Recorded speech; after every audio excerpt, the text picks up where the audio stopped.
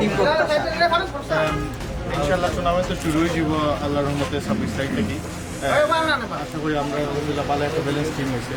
তো এই টিম লইয়া ইনশাআল্লাহ চেষ্টা করবো যে আমরা যেন চ্যাম্পিয়নশিপ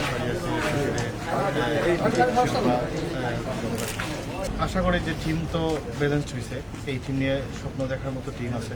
এখন প্লেয়াররা মাঠেই প্রমাণ করবে যে আমরা কতটুকু ভালো পারফরমেন্স করতে পারি। ওইটা খেলা শুরু হলে বোঝা যাবে।